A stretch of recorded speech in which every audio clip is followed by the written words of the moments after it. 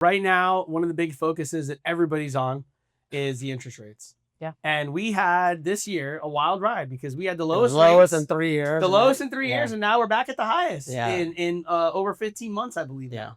But even so, from the lowest to now, how long has it been since you were like, I can get people locked in under 6%? 40 days. 40 days. 35 But days. that's how quick it changed. So It changes. if people are always going to wait, right? They're going to wait to time it. Like look what just happened in 40 days. You could have got in at a low rate, which is actually historically one of the lower rates ever. Anything under 6% is historically a great rate. And you could have got in, negotiated the price, negotiated the inspections, got a great deal.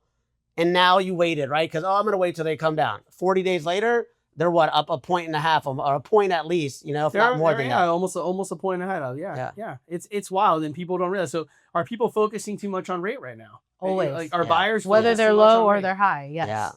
Yeah. I think that we've always preached, right? I was super buyer heavy. It was always all that matters is your monthly payment. Right, exactly. Nothing else matters. The purchase price doesn't matter. The interest rate doesn't matter. Is this a payment that supports your life? That you can go on vacation, you can go out to eat, you can take care of your kids, you can send them to school, do everything and live your life by design, then this is what works. Yeah. Could the interest rates go down in the future and you could do a refinance? Sure. Yes, that's amazing. But don't focus on that. Like, let's get the payment that works for you and everything else. And there's so many ways and so many things to get somebody to that payment. Right? Seller credit, buy down the rate. There's so much you can do nowadays. Yeah. Mm-hmm. And people don't see that. And I feel like they're waiting for this perfect opportunity. And, there's no perfect time to buy. No. It's the same thing with the price, right? So like you could be 20 or 30 grand off, right? And the buyer's so focused on getting it for this 550 instead of 570 or 80. When it's 20 or 30, 40 bucks more in their payment, right? Yeah. Don't eat out one day. Don't go to lunch one day. Don't have Starbucks 3 days.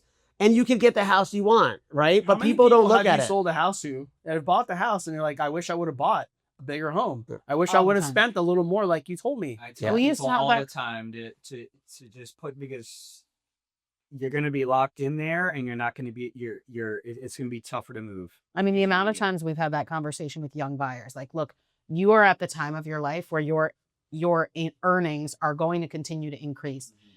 If you're going to stretch yourself, this is the time to do it, because over the next few years, that payment's going to be easy. But if you don't do it now and in a few years, you want to move up or get a bigger house, now prices are higher, interest rates are higher, and you're going to be kicking yourself. Yep. I'm not going to have that same conversation with someone who's coming to me who's in their 70s. Or people that realize it in a year and they want to sell them. You can't sell in a year. Yeah, you're going to lose money. You're going to lose money. You're going to buy it. You're going to try to sell it in a year. You're going to lose money. Yeah. But one of the smartest things, Joey, again, not a realtor. He's realtor adjacent, right? He's probably better than most realtors out there. Was like, look at Broward County Property Appraiser and look at the prices for homes, right? And I'm looking directly because I want you guys to hear this. In 1970, the house was this. In 1980, it was this. In 1990, it was this. In 2000. Other than in 2008, when the market crashed, if you look at the history, it always is up, right?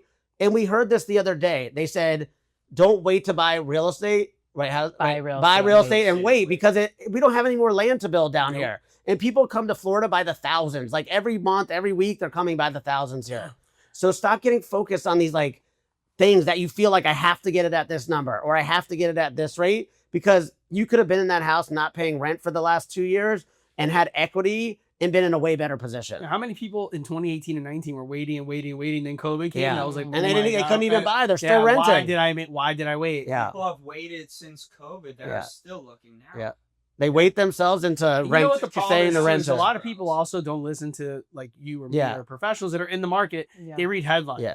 So like there was a headline today, so I saw Tampa is losing property. You're upside down if you bought last year in Tampa, that's true anywhere. If you bought with in 1 year, in 1 year, and you have to sell, you have to pay real estate commission, you have to pay capital gain tax. Yeah, you're upside down. Absolutely, that doesn't matter where you bought. Yeah. So like, people just read the headline and they don't really know. And but they also don't work with a strong agent, right? They'll work with whoever, and they're not getting good guidance. Like this is one of the biggest financial purchases or sales for anybody, right?